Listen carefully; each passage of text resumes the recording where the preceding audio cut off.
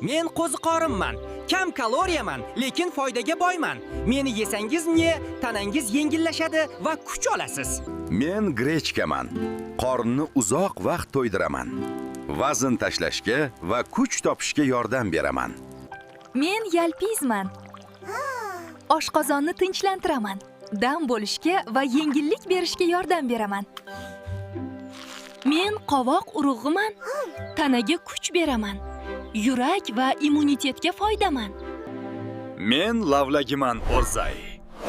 Qon aylanishini yaxshilayman. Energiya beraman. Men papayaman. Hazmni yaxshilayman. Ichaklarga yengillik beraman.